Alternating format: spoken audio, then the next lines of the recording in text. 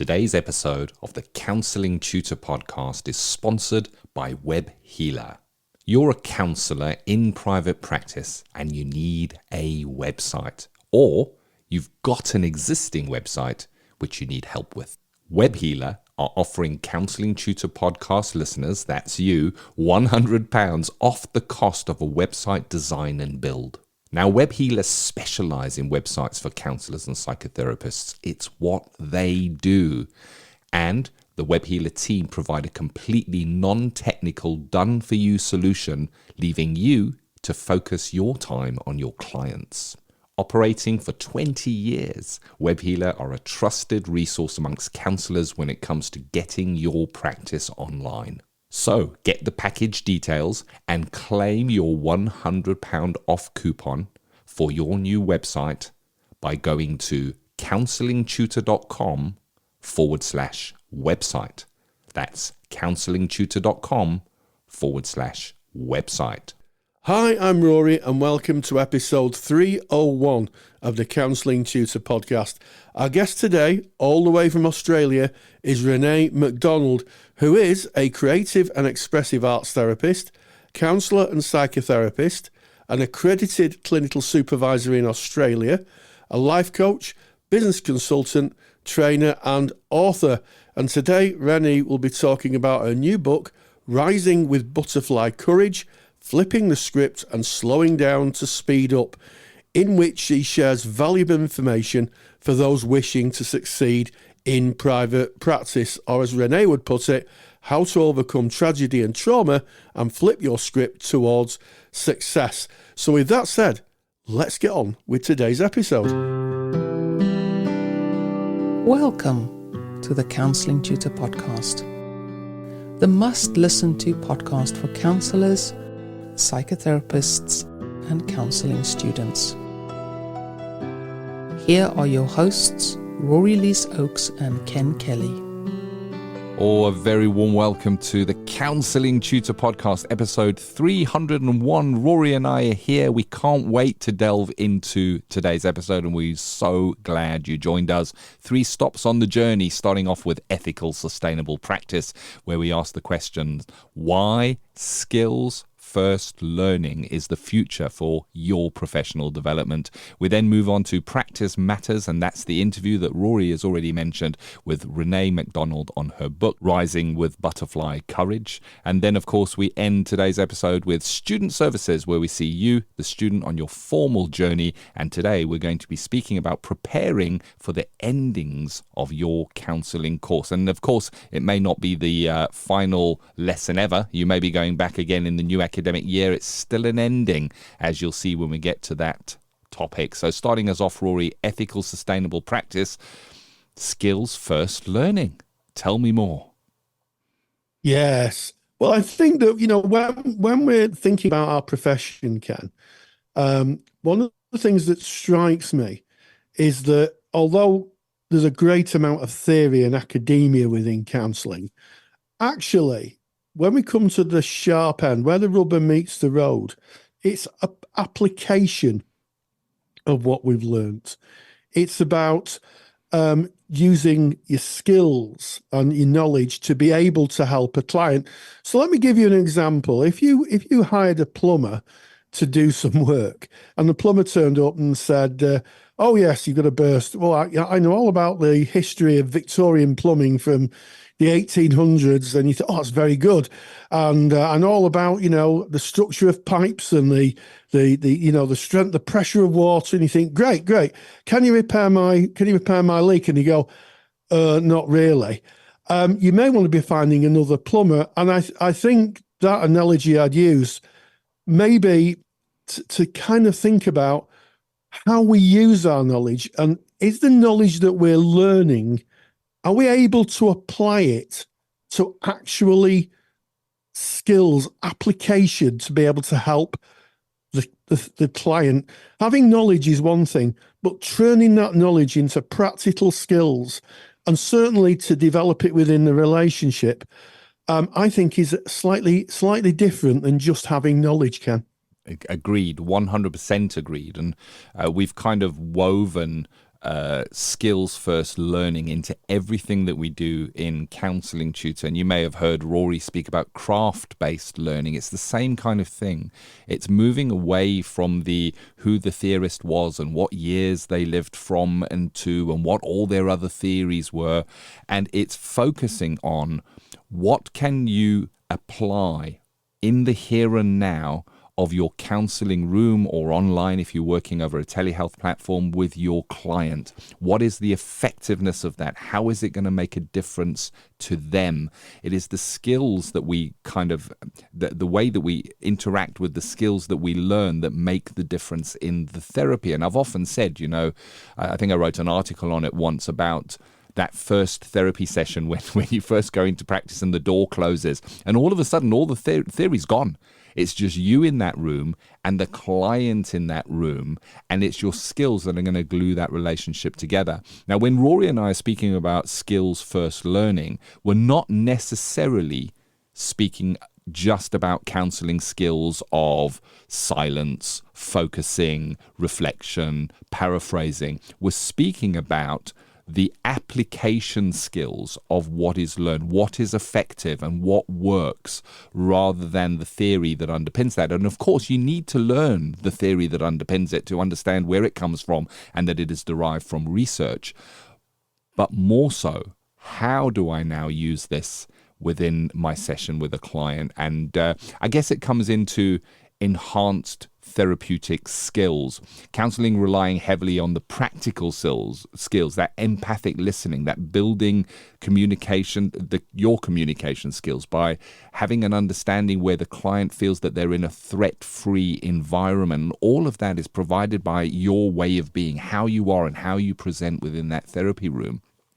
And there's a skill to that, Rory. There is. That's why so much of counselling training is taken up with personal development and observation of counselling skills, and making sure that people who are practicing within the modality they're taught. And there are so many kind of hidden skills in counselling. A lot of people think, this must be just the communication skills, reflection and paraphrasing, or the use of silence, or that type of thing. Actually, there's a lot more skill sets in counselling than I think probably people give themselves credit for. Ethical decision making is one of them. So when you're working in front of a client, one of the things you've got to really understand is, when do you break confidentiality? At what point do you think to yourself, actually, the client's disclosed something, and really I may need to disclose it to others? Or what about if a client, presents with something and you realize that it's not in your wheelhouse? This is something that needs a more specialist approach. How do you deal with that? What about thinking about contracting? Contracting is the first thing that we do when we meet a client. I mean, we may do an initial assessment, but contracting, how does that work? That's a skill in itself, making sure the client can understand the contract. You can answer questions about the contract. So there's a lot more into counselling really than just learning the theory, Ken. Yeah, very much so. And it's great because the theory does underpin what we do, and it's based in research, and it kind of directs where we go. But this skills first learning approach is so super important. And I think to bring this to life, Rory, I'd like to give a peek behind the curtains to our listeners. And what I mean by that is I'm going to open up the secret curtains and show you what Rory, myself, and the team here at Counselling Tutor are working on, so you can have an understanding of how we as a training provider, apply skills first learning to what we create. So we are in the process of building a training course around autism, identifying autism, working with autism within your practice. Now, there is manuals, really thick manuals on the theory of autism, what it is, how it is diagnosed, how it might present. There's so much detail that it's vast topic, and it's also a topic that is changing all the time.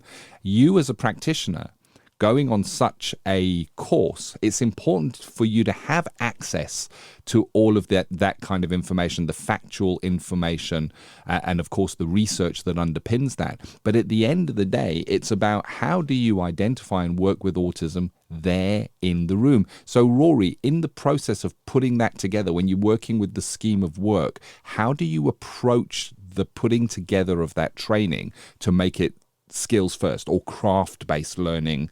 And of course, we're not saying we don't put the theory in. The theory is there, but it underpins the real world skills that will be used within your therapeutic practice, the applicable skills.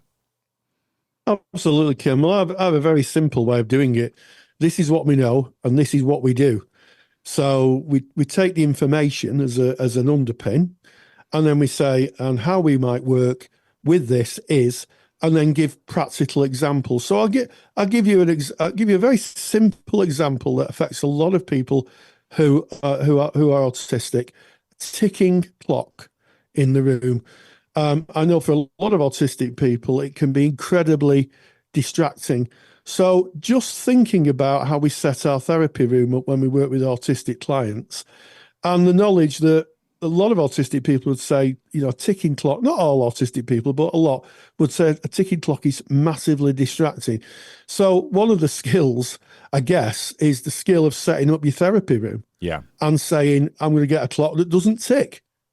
I mean, that might sound a very simple explanation to your question, Ken, but to that client, it makes the world of difference. It makes the world of difference. That's an applied skill, knowing how to set your therapy room up to accommodate an autistic client. Yeah, and I like how you've taken just one small little part of that. So with autism, very, very often there is a high sensitivity to sensory distractions. So you mentioned a ticking clock there, but it can be lights, it can be temperature.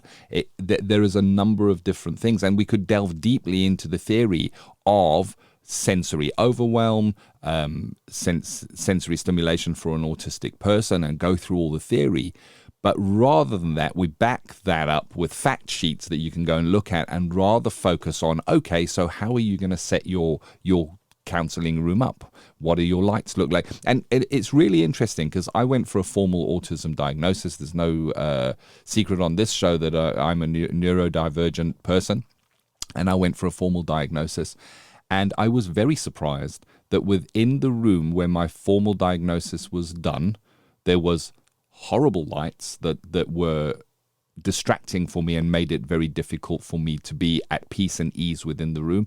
And Rory, you're going to love this, a big, loud ticking clock in the room. Oh, good grief. and I said it. I said, can we turn the lights off and can we take the clock out? Because I felt free to be able to do that because I was there for my autism diagnosis. And I get it that this is the person who was doing the diagnosis. They move around to different locations and they get the room they're given. So they don't have a choice. But often we would have a choice as a counsellor if we were setting up a therapy room. So yes, we can learn about sensory stimulation and neurodiverse individuals, and we can learn all of that theory and the who, what, why, and when. But at the end of the day, what is applicable? What can we apply? Well, we can apply it to setting up our therapy room, and I think that's a good description, Rory, of how that might be used. Yeah, I mean, I think these little, and I use the word little skills, moving a clock, stick it in a drawer and putting a clock that doesn't tick is a little skill. But it's those little things that make such a difference to a client. Maybe a client contacts you by email and you say to them, an autistic client contacts you by email and you say, I'd like to discuss, like a meeting, a half an hour meeting. And you say, oh, well, yes, I'll phone you up. Now, some autistic people don't like the phone. That's fairly well known. It is now. I've said it on the podcast, but it may not be very well known to a lot of practitioners. Just saying, okay, how if they say I'm an autistic person, say, how would you like to communicate? Well, are you okay with the phone, or would you have a video meet or a face-to-face meet? It makes a world of difference. But that again is an applied skill, and I think sometimes we're a bit. I don't know. I think that it's easy to get lost in theory, Yes. isn't it? And be super academic. But actually, when the rubber hits the road, it's just the smallest things, the smallest changes, the smallest considerations that can make such a difference in a life. Yeah, I think that there's comfort in theory. I'm not knocking theory, and neither is Rory. No. We speak about theory all the time, and I guess what we're really speaking here is about theory to practice.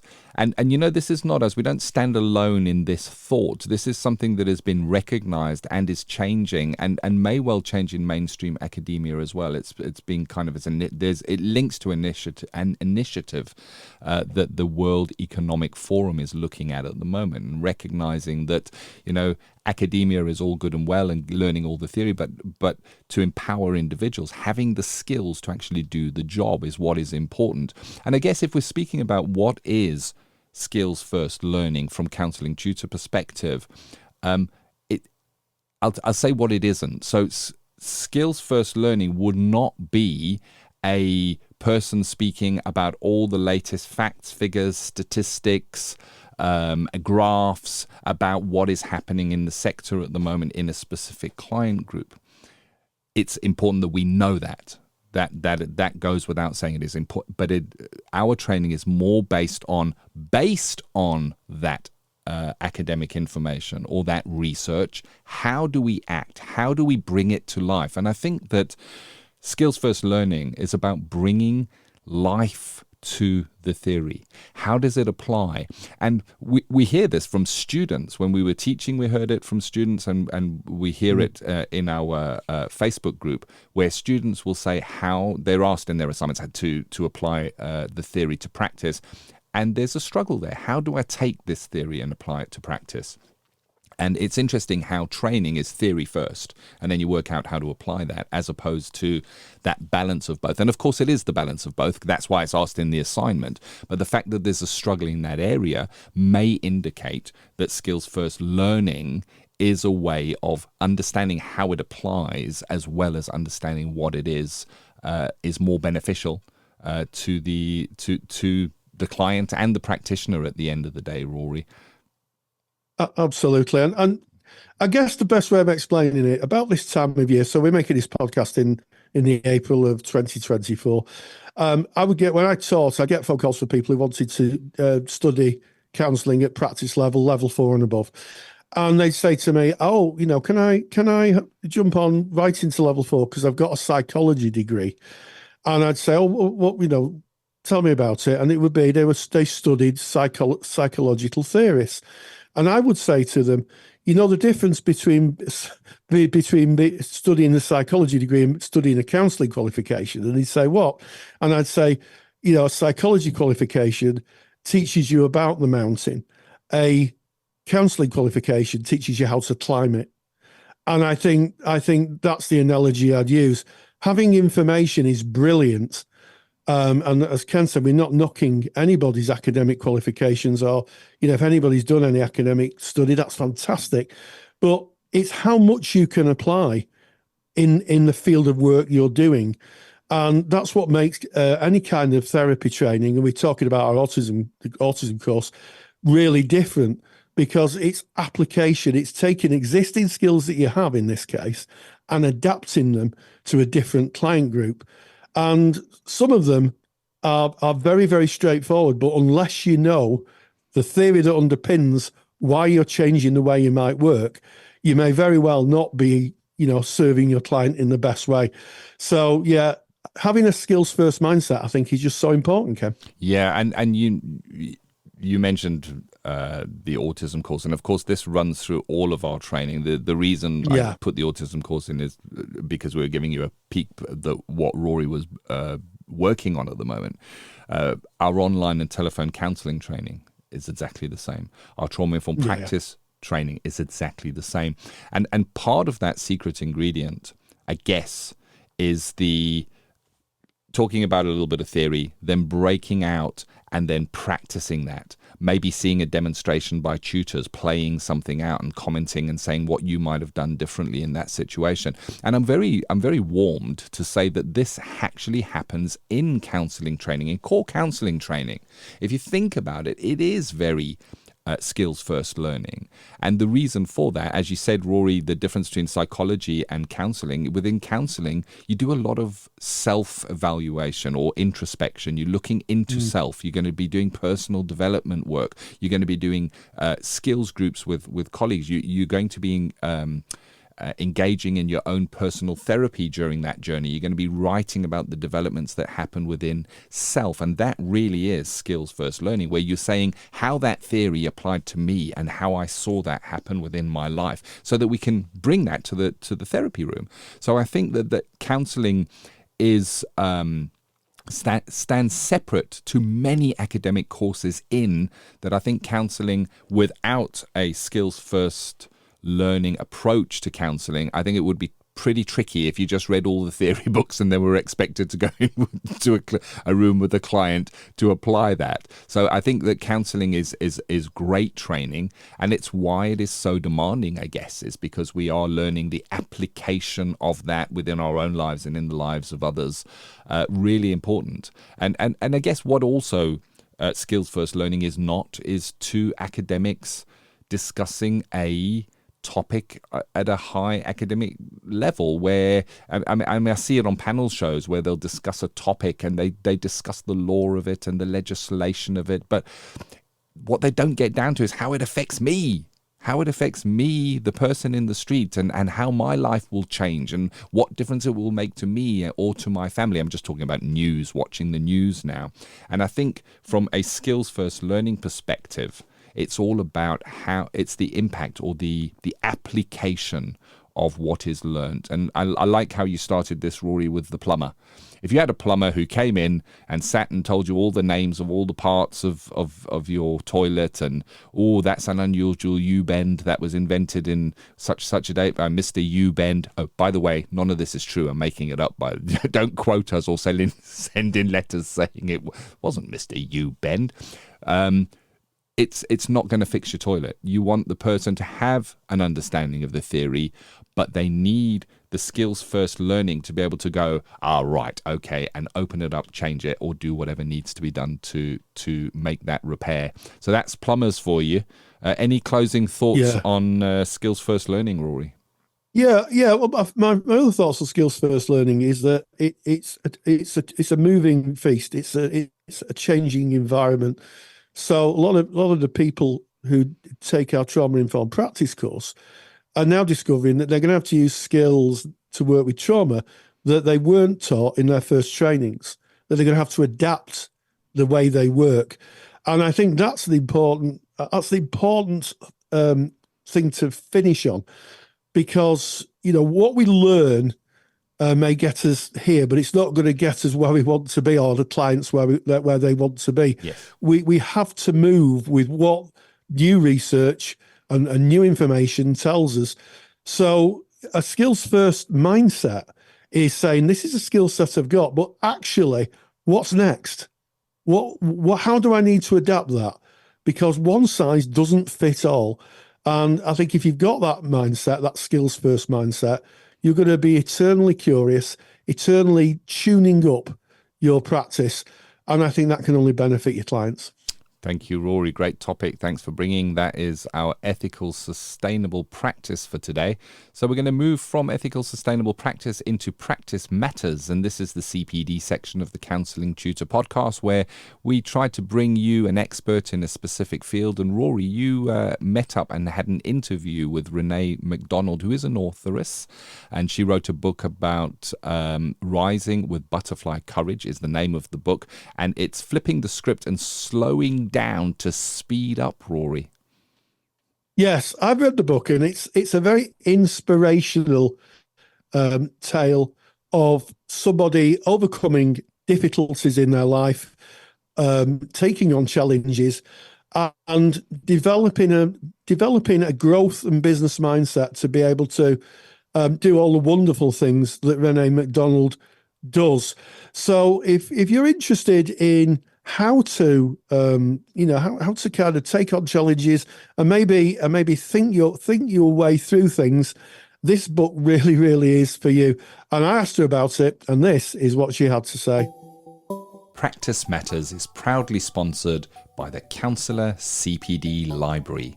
To access top quality, relevant continuing professional development for your practice that you can do at a time that suits you, and all for less than the price of a cup of coffee, visit counsellingtutor.com. Starting up in private practice or running any business can be a challenge. I'm joined today by an author of a book, therapist and a coach, who's written a text called Rising with Butterfly Courage, Flipping the Script and Slowing Down to Speed Up. It's a new book, and I'm very excited to welcome Renee McDonald. Renee, you're very welcome. Thanks for having me, Rory. Yeah, it's an interesting conversation, because I think the first thing we have to acknowledge is that I'm in the UK and you're literally on the other side of the world. You're in Australia. So I guess my first question is, what prompted you to write this book? What was it that prompted you to get this book out and share it with the world? It's so interesting being a therapist and writing a book. It's a bit of a twisty mind thing, isn't it? Because do I write the book for ego? Do I write the book for my colleagues? Do I write the book for myself? Do I write the book for clients? Do I write the book for the general public? What am I writing my book for? But actually, the truth is, there was a knock on my door from a contact on LinkedIn. So I actually got asked to write this book. And I got asked to write this book because, thankfully, I already had a name and a reputation because of my online therapy business and online therapy training business. So a bit like you, Rory, I do similar things in Australia, but also throughout the world, teach people about online therapy. So I had a bit of a big LinkedIn following. And so then I was contacted by a publisher to ask to write the book. Yes, and I think it's a very interesting book. I've had a quick read through it, and one of the things that kind of struck me, it's a very structured text. In other words, it's not overly academic.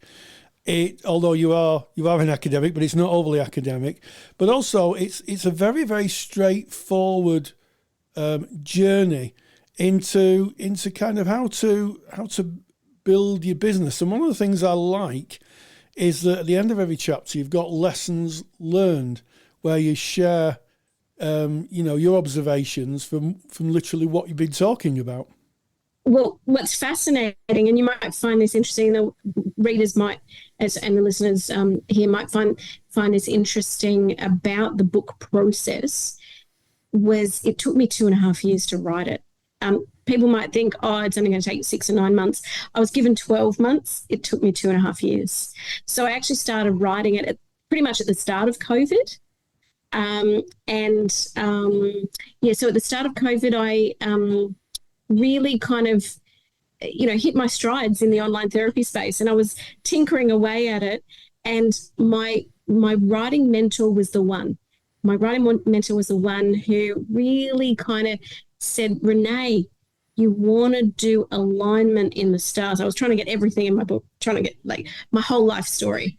But in the end, he said, no, a big part of your life story is actually your story as a therapist in business, but also how your personal life weaved in and what actually happened to build things a bit bigger for you. Yeah, and I think that's an interesting observation, because you do mention in the text your writing coach, but also it seems to me that this book is also a personal journey. I'm almost wanted to use the word that you've used in this book, cathartic. Definitely. Mm-hmm. There's a lot of you in this book, and you talk about your own personal struggles, difficulties that you've faced in life, but what you've done with that is you've kind of flipped that and shown how you've kind of found a way through that. As Marcus Aurelius said, the obstacle is the way. Exactly. And so many people on the internet, social media these days around all this kind of stuff make out, it's about depression or anxiety or any of those kind of things. But I know you and I both could talk to this too.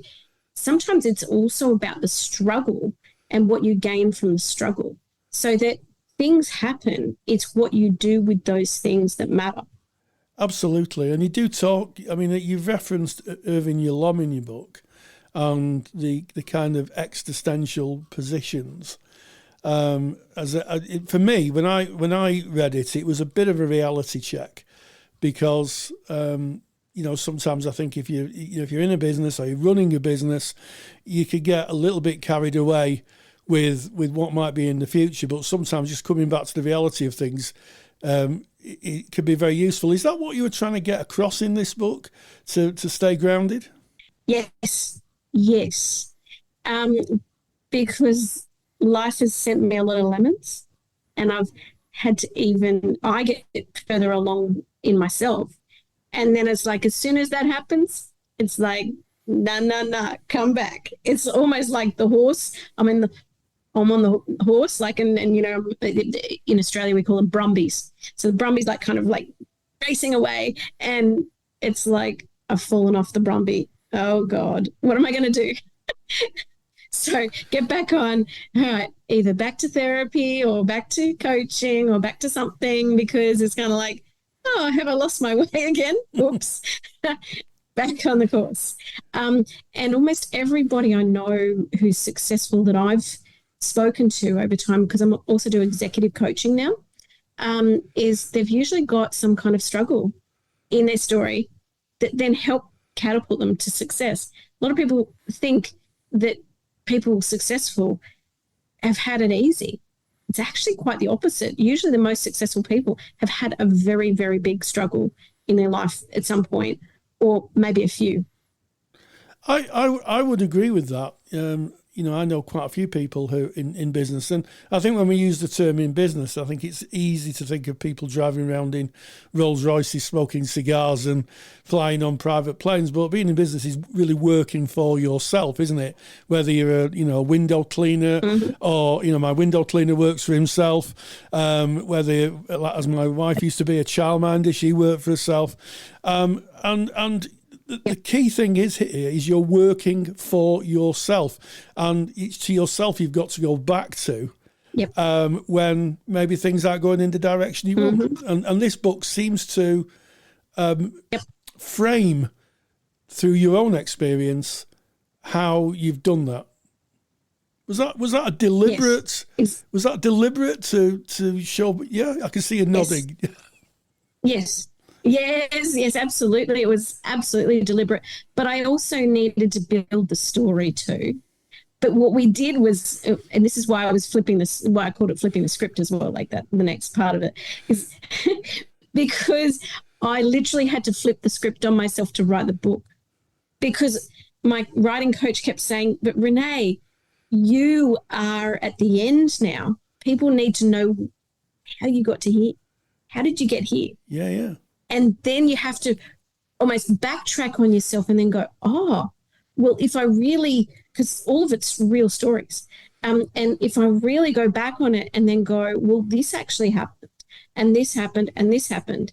And how did I get through it? Like even, and I know you may be interested in this, and the listeners would probably be interested in this, like a near-death experience. And it's like, how did you survive that and still become successful? Like, that's what my writing mentor wanted. He wanted to know, Renee, you did all these things and you're still here, you're still standing, and you're successful. How did you do that? Yes, and I think that comes across very strongly in the book.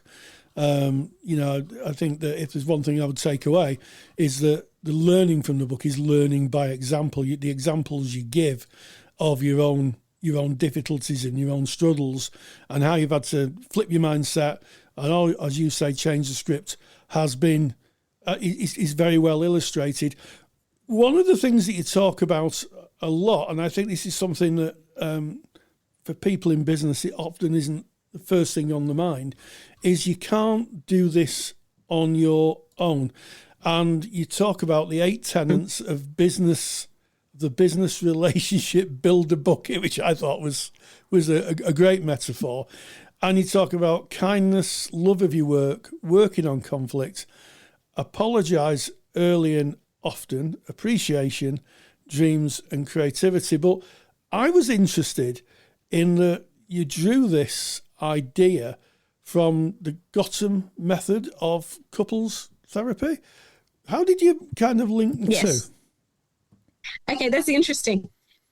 Because I read a lot of Brene Brown as well. You probably picked that up in the text as well, because I refer to her. So Brene Brown refers to the Gottmans in her Anatomy of Trust video. So that might be interesting for your listeners as well. The Anatomy of Trust video is an excellent one for any therapist or even any general public people. What is it that makes us trustworthy? What makes us untrustworthy? And how do we pick up when someone's trustworthy? And how do we know they're actually being honest and true to their word? So Brene Brown's work is pivotal as to how I made the connections for this. Brene Brown mentioned the Gottmans in her talk about trust, but also Brene Brown's book, Dare to Lead, also gives examples of that too. And what I'm now seeing, and I guess based on my personal and professional experience, kind of combining it all, because I work with couples, families, relationships, work with executives, and I see now almost like this common thread. I see a common thread across all of these different types of people, and this was almost a common thread. So this builder bucket can be used even for relationships as well as yourself in business. Yes, and I think I like what struck me was right from the beginning of the book, because this is right at the beginning. It kind of sets out the idea that you're not on your own when you're setting out. If you put good people around you, there's an old adage, isn't there? You're the sum total of the 5 people that you spend the most time with. And if you get the right people in your corner, yep. Is that what you're trying to get across? Helping people, yeah. Yes. Yeah. And coaches say that everywhere, the sum total of 5 people, absolutely. And, and I'll put this out there. I've had my own family struggles. I think most therapists usually have, to make us go into the therapy work. Just because you have, negative family upbringings has nothing to do with whether you can have a successful business or not. In fact, most business owners I know have really problematic families, which is fascinating. But just because you have struggles in one area doesn't mean you can't do well in business. It's just about then. I now, I've worked out over time that I often have to pay for support to have those people around me that will really assist me, because family often, and there's people in business that I've heard, I can quote them, it's often your family will want to drag you down. They don't want you to be successful. In Australia, it's called tall poppy syndrome. Yes. So you generally don't want to hang out with family all the time. Otherwise, they will want to hold you down and they won't want you to be successful or break outside the mold or break outside the box. They won't want that.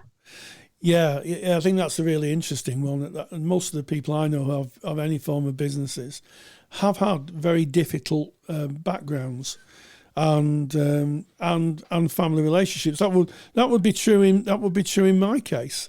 Without going too overly deep into this, I think that maybe part of what I did was a pushback against the script, as we like to say, those historic messages that are given out.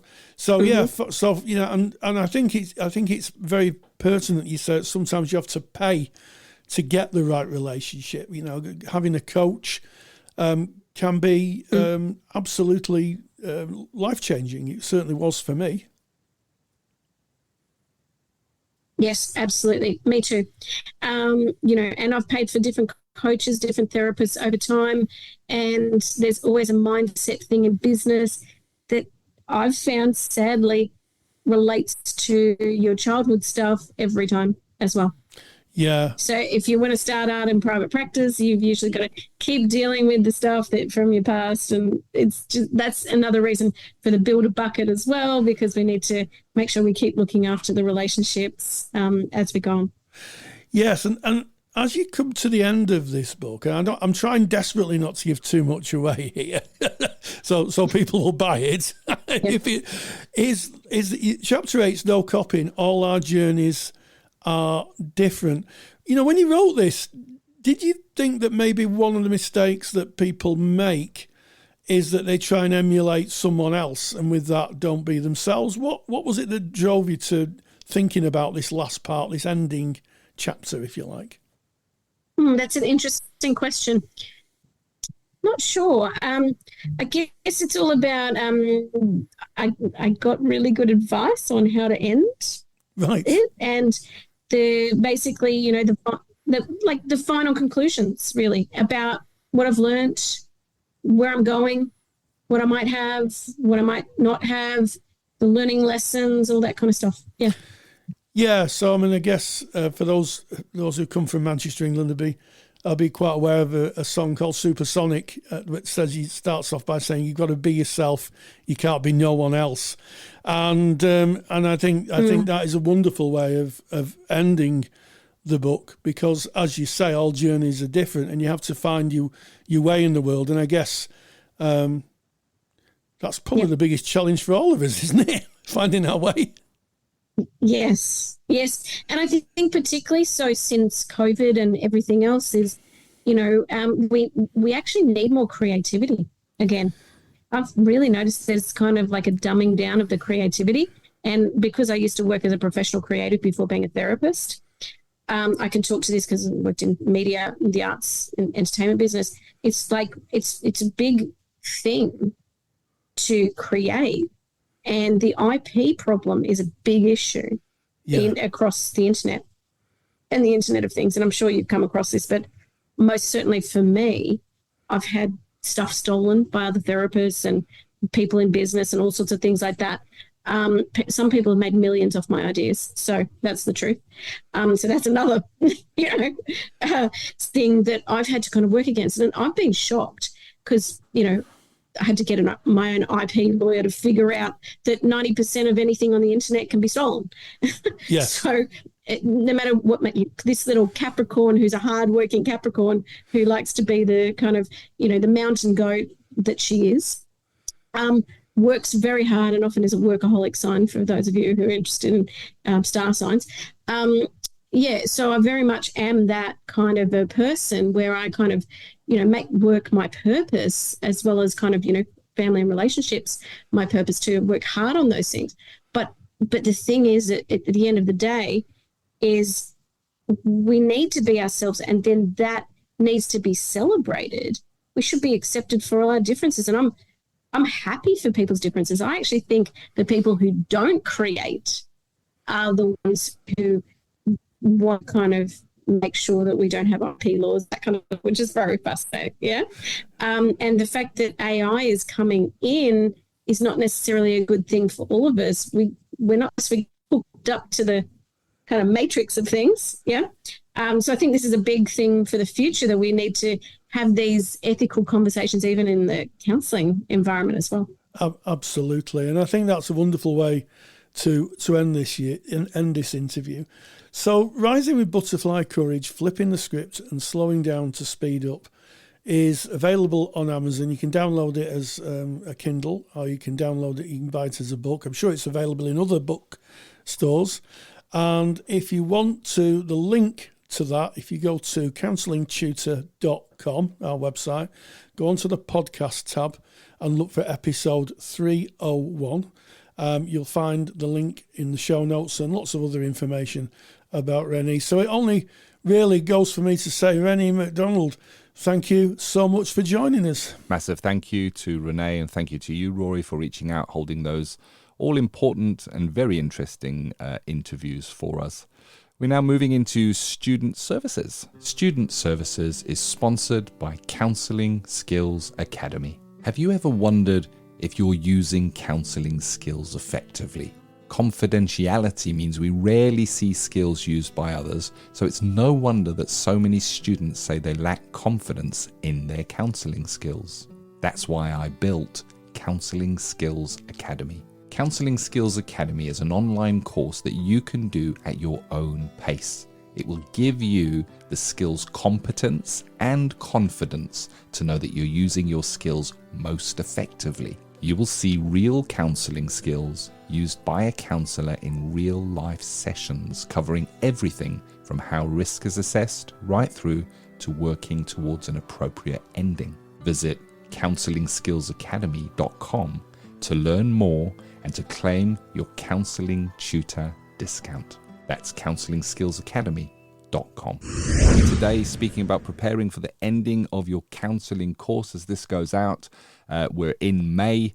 It's not that too far away, the end of the academic year here in the United Kingdom. When we speak about the ending of your counselling course, it doesn't mean you're at the end of all of your training. It may just be that you finished a level 2 and you're going on to a level 3 next year.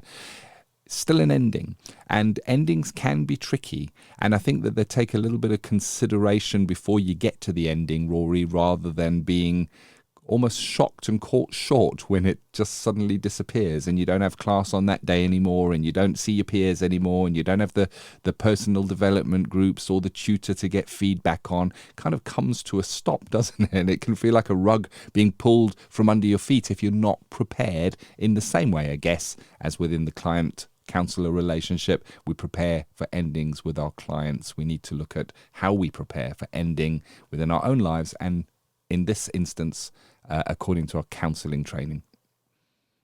Yeah, absolutely, Ken.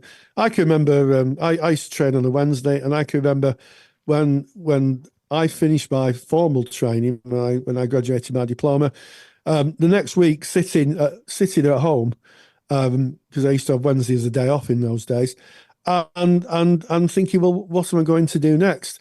And I think that this time of year, a few weeks before you're due to finish, is a great time to start reflecting on, what's happened within the group, the group dynamics.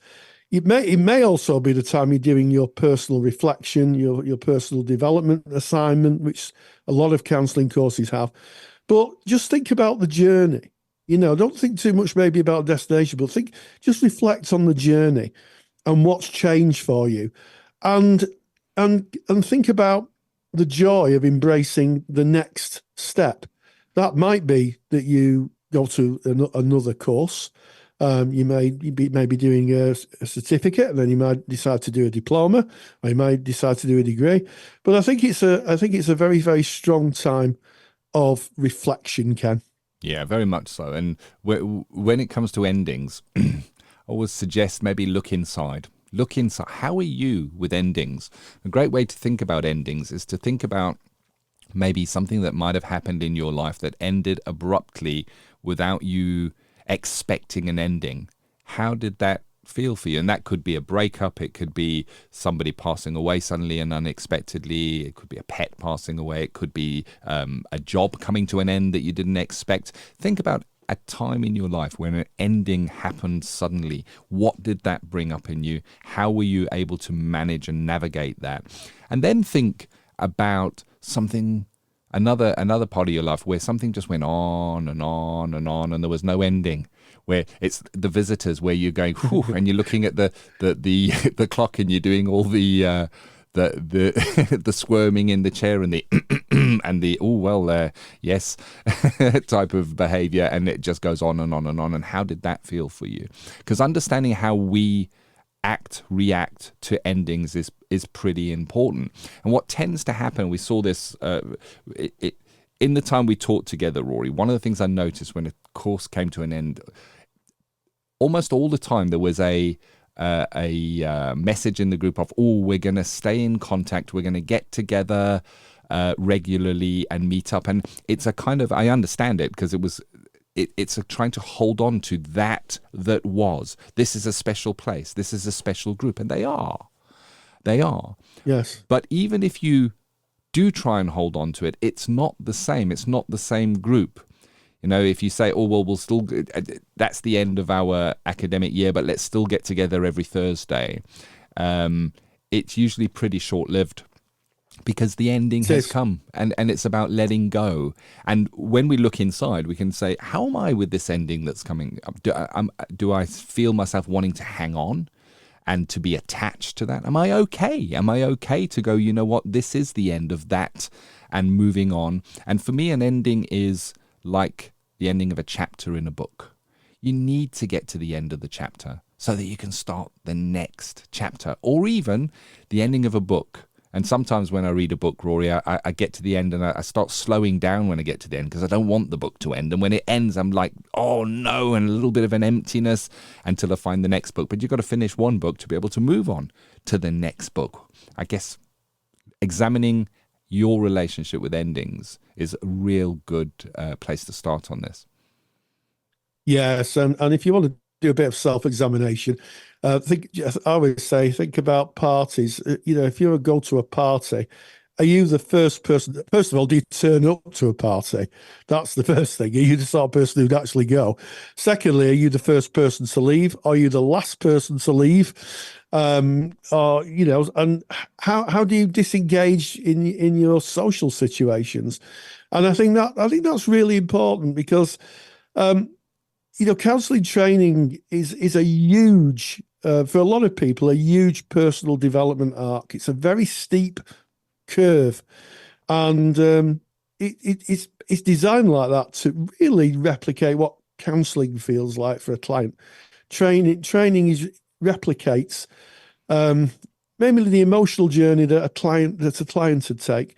So just be thoughtful. And I think the other thing, I'm a great believer in clearing anything up. If there's been any difficulty in the group or any people you might not have got on with, maybe just take the opportunity to speak to them and say, look, we've not got on very well. I acknowledge that, but I do wish you well, because it's no good having regrets. You can't do it when they're not there anymore. And I'm a great believer in trying to get clarity before you finish anything, so you can say, at least I've done my part, at least I've done my bit, and then you don't live with any regrets. I like that. So that's kind of preparing for the ending of your counselling course. We've looked inside, we've examined our own relationship with the endings, we've had some considerations on that, and there's one other consideration I want to drop in here, and it's an academic consideration. Sometimes the end of your course isn't the end of your having to submit work. You may have hours outstanding, so placement hours outstanding that need to be handed in. You may have a referral or a piece of work that you still need to submit. And the guidance that I'd like you to consider around this, if your course is coming to an end, what you lack with the ending of the course is you're no longer around your peers for that group motivation, and you don't have your tutor there maybe saying, hey, have you got your hours in? Where's your hours there? Have you seen your supervisor and had them signed off, or whatever it may be? So you don't have the same level of accountability. I mean, the accountability is still there. You've got to submit the work, but it's not as visible anymore. And it means that sometimes we have to look inside for that accountability and that discipline to be able to finish the work without the support of those that were around us during the duration of the course. And have you got any thoughts or guidance on how somebody might do that, Rory, if they're now saying, you know what, I've still got another 20 hours to do after I finish, and then I've got to have that signed off, and I've got to put that in, and I've still got a final piece of my work to submit before I'm really finished. How might somebody consider putting things in place to make that a little easier outside of the group support they may have had from their course? Yes, well, I mean, the first thing is to acknowledge that you're going to be in a different environment. You're going to be mostly running solo. Maybe start to make some contacts with close peers and ask if you keep in contact. I think that's very useful. So you've got a sounding board. If you have a supervisor, speak with your supervisor if you're doing a final portfolio for practice related courses. and say that you might need a specific form of support regarding your assignments, because as a student, there is a formative element for counselling. There's a formative educational element. Yes, you bring your clients, but also I'm sure in supervision you could find a small amount of time to get some support and motivation. A good supervisor should pick this up and say, okay, you're not in the group anymore. Let's see how we could get you across the finish line, because obviously you've got client work and you can't be a student forever. And I think the other thing is a bit of self-discipline, is to kind of make a bit of a plan. If it's about assignments you've got to put in, making sure that you've set time to sit down and write them, and try and keep the end goal in mind. It can be tough. Climbing that mountain, as we said at the beginning, can be tough, but there is a peak, and you will stand on that peak and you will see the horizon, and that will be your graduation. And just keep the focus on that. The view at the top is well worth the climb. Oh, I like that, Rory. I'm sure that we're going to have a podcast episode about graduations coming shortly to a podcast near you. That time is definitely coming up, isn't it? And I guess I'd like to add one last thing in terms of that accountability or getting over the finish line when you're outside of your group. You can look for an accountability buddy. So what is that? An accountability buddy is there anybody else on your course who also has something outstanding? Are you able to meet up with them maybe via a virtual platform, using an online video platform, where you might say, well, we were at university every Thursday anyway, so why don't we meet online from this time to this time on a Thursday, as we would anyway, but instead of talking and discussing, we'll just sit silently and work on our outstanding work for our portfolio, or whatever it may be that you have outstanding. So accountability buddies are really handy, and also sticking to the time slot where you would have been at your formal training provider anyway, and having that as protected time to work on or complete work that might be outstanding outside of the group. And of course, I don't think there's a tutor that would not still be open to give a little bit of support and guidance under the right circumstances. If you speak to the tutor, go and, if I was to come to you, Rory, and say, look, Rory, I still got this one piece of work that I put in. If I've got any questions, how can I get a question to you, seeing as though I can't use the college system anymore? How might I do that? I think you may be very pleasantly surprised that your tutor might make some accommodation there for you. I would hope so. I know that kind of myself did that for many years. Yeah. And made sure that, as we always used to say, semper fidelis, always faithful. We never left anybody in the field of learning who wanted to learn. We always helped them get across the finish line. And if you are in that position, just, as I say, just keep in mind that you will get there, and also focus on your why you wanted to become a counsellor. When it all becomes tough, just go back to your why. Why did I do this? And that can sometimes just give you a bit of energy. I tell you what, it kept me going when I did a half marathon about 20 years ago, and that was that was really tough. So the why, I think my why I'm doing it, I was raising some money for charity, kept me going. So yeah, that would be my sage observation, Ken. Thank you, Rory. And as we finish the topic of preparing the ending of your counselling course, we reach the ending of episode 301 of the Counselling Tutor Podcast. Yes, we started with ethical, sustainable practice and why skills-first learning is the future for professional development. Application of skills in the service of your clients. With Practice Matters, we spoke to the inspirational Renee McDonald, who talks about her new book, Rising with Butterfly Courage, Flipping the Script and Slowing Down to Speed Up. A book all about overcoming adversity and developing a counselling business. And then in student services, we just talked about endings, preparing for the ending of your counselling course, practical observations for the emotional ending, and also the more practical elements of maybe if you've got work to hand in. Before we part ways today, I've got a bit of a heartfelt ask of you all. If you liked our podcast today, why don't you consider sharing it on your social medias with your friends or your colleagues if you think it might help for them.